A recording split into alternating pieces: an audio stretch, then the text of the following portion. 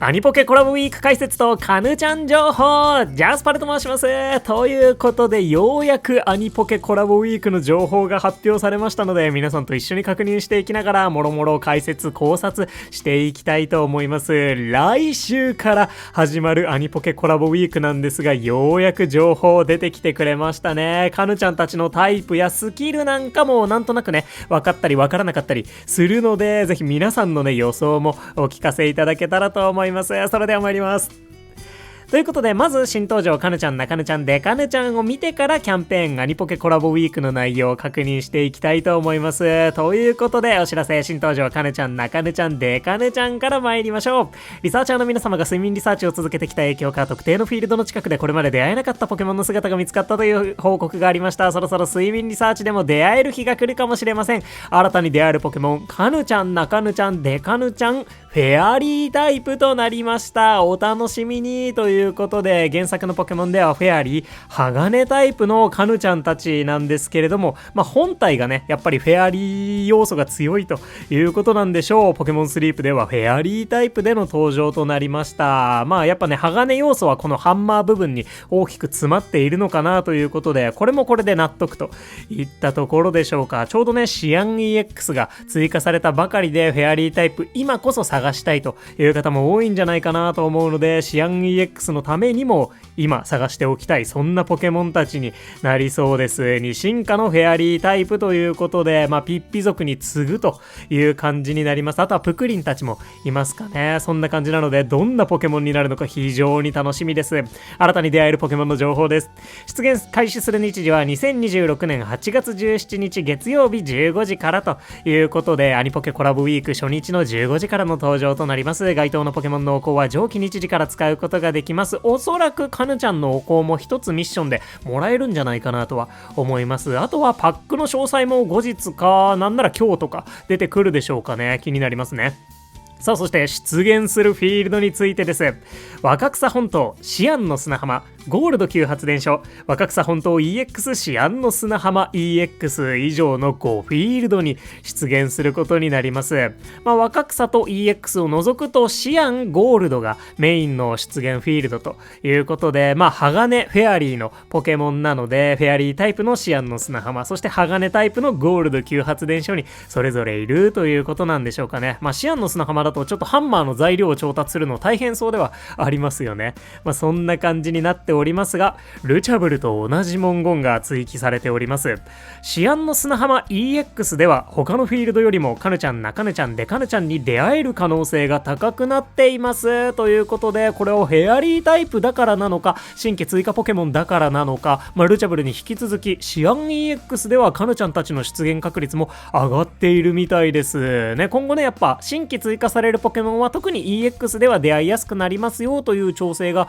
されたりするのかもしれませんね。そんな感じで、シアン EX まだまだフィールドボーナス上がりきっていないかとは思うので、ちょっとね、デバフのことを考えても行くのはためらわれるところかなと思うんですけれども、今後このね、カヌちゃんたちにはシアン EX では出会いやすいというものは、永続であるはずなので、ちょっとね、楽しみにしておきたいところです。そして出会える睡眠タイプはカヌちゃん、ナカヌちゃんで、カヌちゃん、フェアリータイプのスヤスヤタイプということで、シアン EX もね、スヤスヤ若干少なかったりとかもしたので、これも想像通りではあるのかなといったところです。やっぱどうしてもね、鋼タイプだとぐっすりに属してしまうので、もうシアンの砂浜いっぱいいっぱいだよというところもあるのかもしれませんね。そんなわけでポケモンスリープではフェアリータイプでの登場となりましたカヌちゃんたちですに進化してくれますのでね、本当に楽しみですし、なんかの間違いでカヌちゃんのメインスキルの種とかも配ってくれませんかね。特にね、一文なかったので配られないのかもしれません。ルチャブルだけが特例だったという可能性もあるかもしれませんね。ポケモン育成パックは発売されるんじゃないかなとは思います。で、このページここで終了しているということで、おそらくカヌちゃんたちのスキルは既存のものになるんじゃないかなと思われますね。デカヌちゃんがね、専用技のデカハンマーという、威力160、命中率100の鋼技をぶん回すことができるんですけれどもね、一応ね、その進化したデカヌちゃんになってからじゃないとデカハンマーは使用することができないわけなんですけれどもね、ストリンダーとかみたいに、エレズンは食材ゲットなんだけど進化したらプラス食材ゲットになるみたいな調整来るかなってちょっと思ってたんですが、残念ながらデカハンマー要素はなしっぽい雰囲気になっております。てなわけでね、メインスキルが何になるのかちょっとね想像がつかないんですよね。本家ポケモンのイメージしか私持ってないので、叩き落とすだったり、ね、電磁波だったり、ね、型破りでデカハンマー打っていったりみたいな感じで、結構サポート寄りのポケモンなのかなっていうイメージなんですけど、どうですか？アニメポケモンではカヌちゃんたちはどんな活躍をされていましたでしょうか？みたいな感じでね、ちょっとスキルについては全く予想がつきませんし、木の実のポケモンでも食材のポケモンでもスキルのポケモンでもなんか似合うような気がするので、ちょっとねカヌちゃんたちもう本当に得意なものから含めて全然予想がついていないので、ぜひともね皆さんのカヌちゃん予想もお聞かせいただけたらなと思います。やっぱりねフェアリータイプというところで見ると、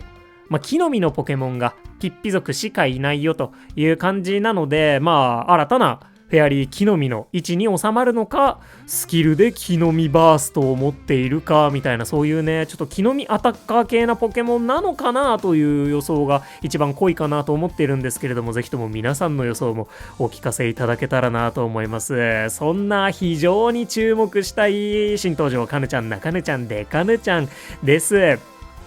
さあ、そしてアニポケコラボウィークの内容に入っていきたいわけなんですけれども、まずですね、キャプテン帽子のピカチュウのページというのは用意されていないということになりまして、キャプテンピカチュウは実際にゲットしてみるまで性能がわからないということになっております。おそらくね、テラスタルしているわけでもないので電気タイプなんじゃないかなとは思うんですけれども、一応ね、アニメのキャップはテラスタルタイプ飛行という風に伺っておりますので、ワンチャン飛行タイプの可能性もあるのかなとは思うんですが、ルチャブル登場したばかりですしね、どうなるんでしょうか。一応ね、そんなわけで、ピカチュウについてのお話も軽くしてから、このアニポケコラボウィーク入っていこうかなと思うんですけれども、これまで追加されている帽子のピカチュウは、ハロウィンピカチュウとホリデーピカチュウがおります。ハロウィンピカチュウは本当に通常のピカチュウを一回り強くしたような木の実のポケモンとなっていて、ライチュウよりは強くないんだけど通常ピカチュウよりは結構強いよねというような立ち位置になっていました。で、ポケモンの種類としてもね、ライコーとかのタイプの種類に関係するポケモンの種類としてもピカチュウとは別種のポケモンとして扱われるポケモンとなっているので、そういう意味ではライコー使いが非常に注目できるキャプテン帽子のピカチュウなんじゃないかなとは思いますね。そんな感じで木の実の帽子ピカチュウが1匹いて、ホリデーピカチュウはスキルのピカチュウとなっています。ホリピカは夢のかけらゲット S を持っていて、先日強化されたルカリオよりはかけら稼げないけど、それぐらいには強いといったところでね、もうすでにそのスキルを持っている他のポケモンよりはめっちゃ強いかと言われると微妙なラインだったりはするんですけど、全然ね1000級で編成していくこともできるような、そんなポケモンになっていました。で、これまでのね帽子ピカチュウは食材に関しては全て通常ピカチュウと同じでリンゴ、生姜、卵の3つを持ってきていたわけなんですが、昨年のハロウィン EV が原種とは違う食材を持ってくるパターンもあったので、もう何が来るかはまるでわからんね、ここもね結構やっぱアニポケコラボウィークですから、アニメのキャップにちなんだような何かになったりとかするかもしれないんですけれども、私ねアニメポケモン全然終えていないということでね、キャップのスキルが何になるのかね、得意なものが何になるのか、そういったところもねぜひ皆さんの予想をお聞かせいただけたらなと思います。そんな感じでね、一旦キャプテン帽子のピカチュウはゲットしてみるまではわからんぜという感じになっております。そんなわけで、そんなキャンペーンアニポケコラボウィーク見ていきましょう。テレビアニメポケットモンスターとのコラボを記念してアニポケコラボウィークを開催します。1週間続くこのキャンペーンはコラボにちなんだポケモンがピックアップされる特別な期間です。後ほど見ていきますが、おそらくねライジングボールテッカーズの皆さんにちなんだポケモンたちがピックアップされているみたいです。期間中は新登場のカヌちゃんたちやキャプテン帽子をかぶったピカチュウとも出会えるかもしれません。さらに1日1回目のおやつタイムでポケモンが1匹必ずチャンス状態になります。お楽しみにということで、チャンス1匹確定の結構ポケモンをゲットしていきやすい、そんな1週間になってくれるみたいです。開催期間は来週8月17日月曜日からの1週間となります。準備期間なしで突入することになりますので、今週もね結構ね最後の最後まで料理を作ってエナジー稼いで頑張っていきたい1週間ではあるんですけれども、できたら来週への余力をちょっとは残しておけるといいかもしれませんね。なんと来週も料理エナジーがちょっと増える、そんなボーナスがあったりします。てなわけで開催期間は来週の1週間となっています。そして私懸念していたんですが、開催フィールド全てのフィールドということで、全フィールドでこのキャプテン帽子のピカチュウ登場してくれることになりました。これまでのねもうハロウィンとかホリデーとか帽子系のバリエーションポケモンたちが追加されたタイミングって若草本島限定開催のイベントだったので、もしや今回も若草限定開催になるのではとちょっとね思っていたんですけれども、やっぱそのアニポケの他のポケモンたちもピックアップされるというところを鑑みてなのか、全フィールドでの開催になってくれました。これ非常にありがたいなと思いますので、エナジーが稼げるフィールドに行くもよし、カヌちゃんが出てくるフィールドに行くもよし、そうじゃないフィールドに行くもよしという感じになっていますね。そしてミッションもあるみたいです。ミッションね、どんなミッションになるのかわからないんですけれども、おそらくポケサブレがもらえたり、カヌちゃんやキャプテン帽子のピカチュウのお香がもらえるものと思います。キャップのねお香はもらえることが確定してますね。下の方に書いてありました。そんなわけでボーナスとなるんですが、かなりなんやかんやモリモリのボーナスが追加されております。期間中開催フィールドで以下の効果が発生します。全日程において全てのお手伝いポケモンのメインスキル発生確率 1.25 倍、お手伝いポケモンの睡眠 EXP1.25 倍、1日1回目の睡眠リサーチにてチャンス1匹確定、料理の最終エナジー 1.25 倍、睡眠リサーチにて特定のポケモンの出現確率アップ、その日のリサーチャーの睡眠タイプに限らず他の睡眠タイプのポケモンも出現ということで、もうなんやかんやモリモリですね木の実以外の能力に今大体バフがかかるよという感じのイベントになっておりますので、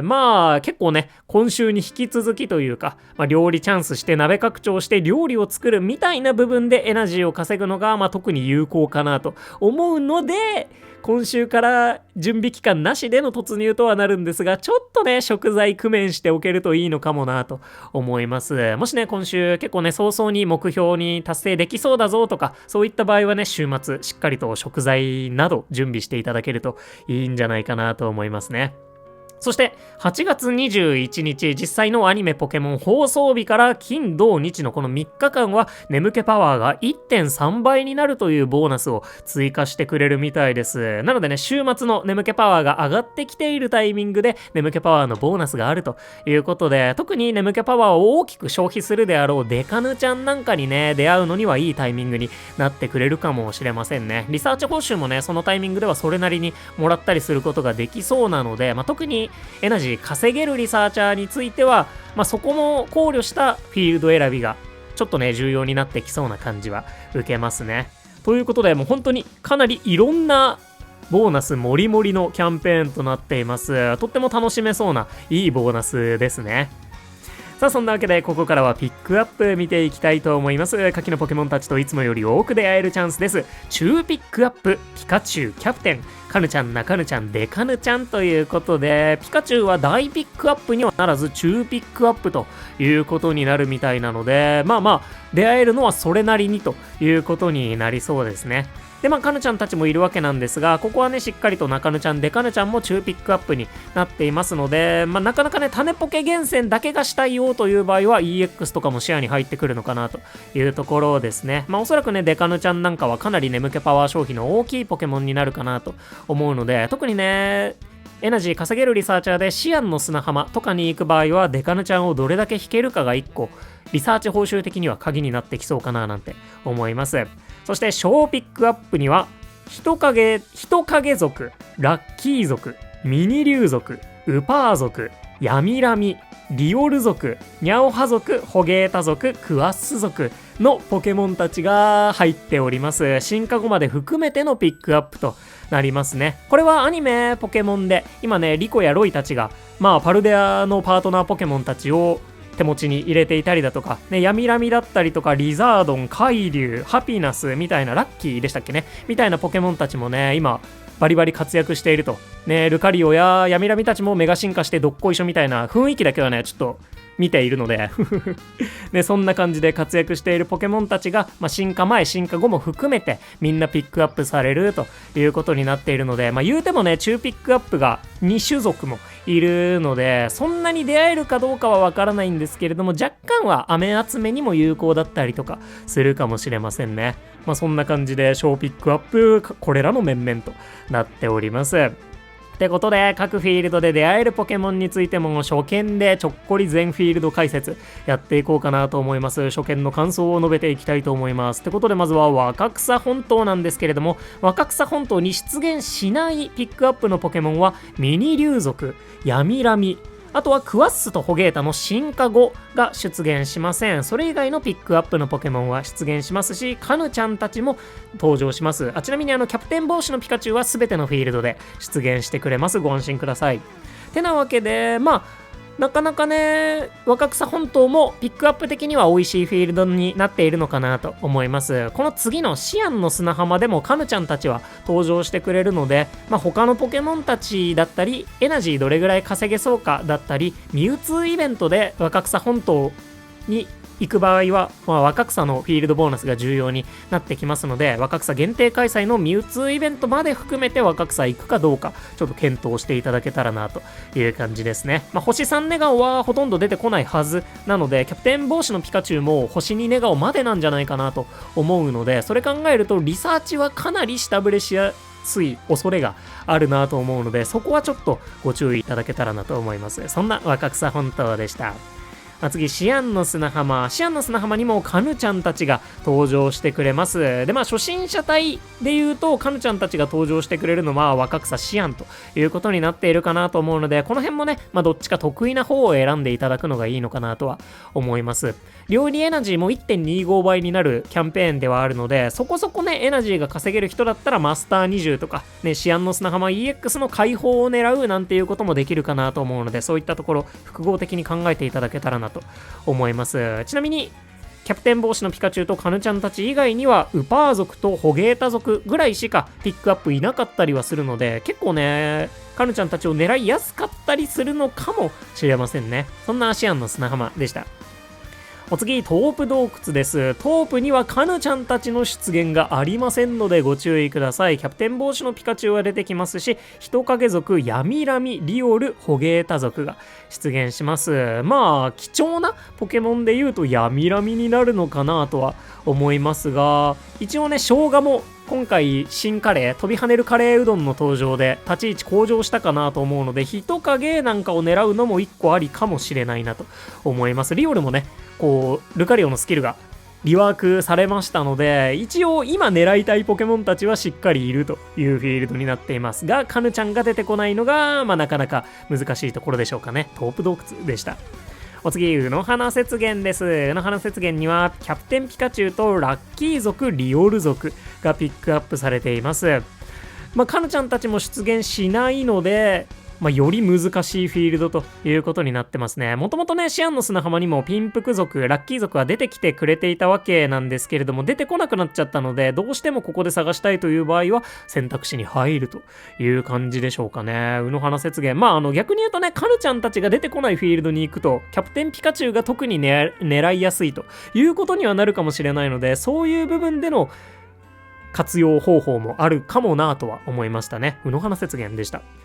次、ラピスラズリコハン。こちらはキャプテンピカチュウたちとミニ竜族、ニャオハ族、クワッス族がピックアップされます。いずれも強力なポケモンたちですし、ミニ竜族がピックアップされるのがやはり強力ですよね。ただしカヌちゃんたちがいないということで、ね、ミニ竜たちとカヌちゃんたちを両取りしたければシアン EX しかないので、どっちか選んでいくことになるのかなと思います。そんなラピスラズリコハンでした。そしてゴールド級発電所は中ピックアップのポケモンたちのみ出現します。ピカチュウキャプテンとカヌちゃんたちということになっているので、もうここのポケモンたちピンポイントで狙うぜという場合はゴールド行っていただくのもいいのかなと思いますね。それぐらいかね、そんな感じではあります。ゴールド級発電所でした。次、アンバー渓谷にはピカチュウキャプテンとラッキー族のみの登場となります。まあエナジーがねそれなりに稼げるイベントではあるので、そこをどう見るかというところでしょうかね。ラッキー族の飴を集めながらキャプテンピカチュウをピンポイントで狙いたいという場合に選択肢に入りそうです。アンバー渓谷でした。さあそして若草本島 EX です。若草 EX にはヤミナミなんかも出現してくれるので、出てこないのはミニ竜族とウパー族になってます。クワッスやホゲータたちの進化後も出現しますね。まあ、そんな感じでピックアップのポケモンたちは非常に多いですし、それなりにエナジー稼ぎやすいイベントでもあるので、なしじゃないのかなとは思います。一応色違い出現確率アップもあったりはするので、ね、キャプテン帽子のピカチュウ色違いもおそらくいると思うんですよね。原作アニメのこと考えたら出せるのかどうかという話はあるんですけれども、ね、おそらく出てくるんじゃないかなと思うので、そういったね、非常に貴重な色違いキャプテンピカチュウを探したい場合は EX も一つ選択肢に入ってきそうではあります。ただし、中ぬちゃん、デカぬちゃんは眠気パワー消費がかなり大きくなるんじゃないかなと思うので、ちょっとね、そこら辺のポケモンには出会いづらそうなのが、どう響いてくるか、そしてミニ竜族がいないのをどう考えるかという感じがしますね。キャプテンピカチュウはね、星に寝顔までしかないんじゃないかなと思うので、意外と眠気パワーそんなに稼げなくても出てくるのかなと思います。あとはミュウツーイベントに向けてのフィールドボーナス上げでも、考えられるかなという若草 EX ですね。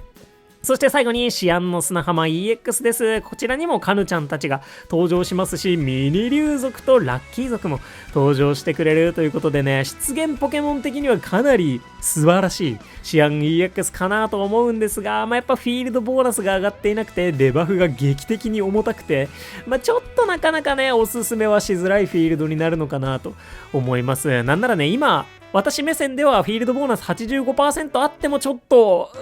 ためらわれるフィールドかなと思うので、行かれる場合はしっかりと今週準備を、ね、しっかり整えられるなら選択肢にも入るだろうかという感じでしょうかね。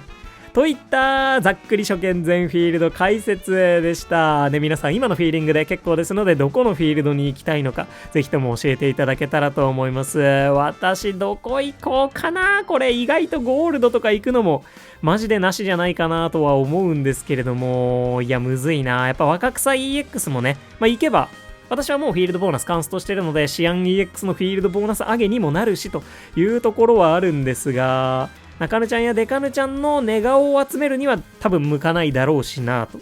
いうところですし、いやこれ難しいな。今週なかなか準備がしづらいね、イベント続きのタイミングになってしまうので、そこまで考えるともうちょっとちゃんと考えてから結論を出したいなと思いますね。意外とシアンの砂浜、通常シアンとか行くのも悪くないのかななんて思うんですが、やっぱちょっとぜひともね、カヌちゃんたちは探したいなと思いますので、そこまで込みでまたもうちょっとしっかり考えて、毎日のリサーチの動画でどこ行くかとか発表しようかなと思います。皆さんがどこに行くのかコメントお待ちしております。さあそんな感じで、ここからは注意事項といったところになりますね。ピカチュウキャプテンについてです。アニポケコラボウィークを記念してキャプテン帽子をかぶったピカチュウが新登場します。この機会に限定ミッション報酬のピカチュウキャプテンのお香を使って寝顔をリサーチしましょうということで、キャプテンピカチュウのお香は確定でゲットできるものと思われます。こちらも8月17日月曜日15時から使用することができます。そして開催期間後、若草本島以外での通常の睡眠リサーチでは該当のポケモンと出会えなくなりますと書かれています。若草本島以外での通常の睡眠リサーチでは、若草本島には出てくんのかな、キャップ。若草本島以外での通常の睡眠リサーチでは該当のポケモンと出会えなくなります。これ若草本島出てきそうな書き方されてるんですけど、どうなんでしょうか。でこれまでのね、帽子のピカチュウだったり、EV 玉ざらしだったりはもうそのイベント期間中のみで、以降はパッタリと出てこないというか、来年以降みたいな感じになってたんですが、やっぱキャプテン帽子のピカチュウは、ね、来年があるというわけではおそらくないでしょうし、もしかすると若草本島では今後も登場してくれるということなのかもしれませんね。そんなわけで通常若草本島ではキャプテン帽子のピカチュウイベント終了後も登場してくれるかもしれません。ちょっとね、ここはどうなるのか注目ですね。そして8月31日以降、イベントが終わってもう1週間経って以降は若草本島以外で該当のポケモンのお香は使用することができなくなりますということで、イベント中に使わなかったお香も、以降は若草本島では使うことができるという感じになります。でこれ若草本島 EX についての言及がないかつ通常若草本島でのみ出現するかもしれないというね雰囲気があるので、もしかすると EX ではお香を使えない可能性がありますね。そんな感じなのでキャプテンピカチュウのお香はイベント中に使ってしまうのがいいんじゃないかなとは思います。そんなアニポケコラボウィークのキャプテンピカチュウについてとなっています。その他各項目の詳細についてなんですが、特に特筆すべきところはなくて、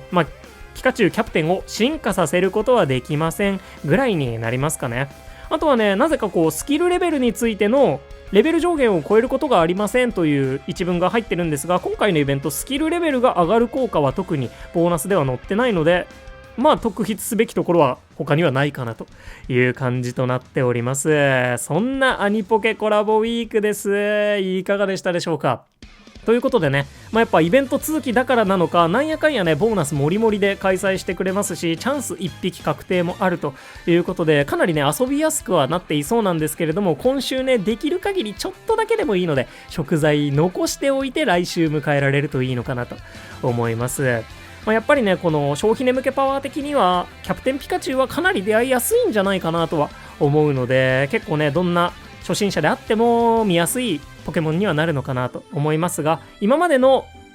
ピカチュウ族同様であるとゲットするために必要なフレンドポイントは7になってしまうので、イーブや玉ざらしと違って7になってしまうので、そこがちょっとね大変なところではありますね。チャンス1匹確定の運にも期待したいところです。そしてキャプテンピカチュウもカヌちゃんたちもちょっとねスキルや得意なものが何になるのか想像がついていないので、特にアニメポケモンを見られている方とかね、どんなスキルになりそうかとか予想を教えていただけますと幸いです。ってことで来週早速アニポケコラボウィーク参りますし、そういえばね来週の金曜日8月21日にはアニメポケモン放送となりまして、放送中のキーワードをなんやかんやすることでプレゼントキャンペーンがあったりもするので、ぜひとも金曜日の放送もご覧いただけたらなと思います。楽しみにしていきましょう。そんなアニポケコラボウィーク解説でした。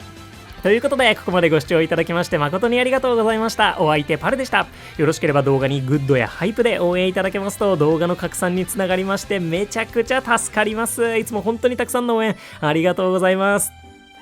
てなわけでサマーフェスティバルもねまだまだ中盤というところではあるんですが、ちょっとね最後の方まで、見据えて食材の準備だったり進めていきましょう。2体ともがねどんな能力になるのかめちゃくちゃ楽しみです。それでは今日も元気にいってらっしゃい。またね、バイバーイ。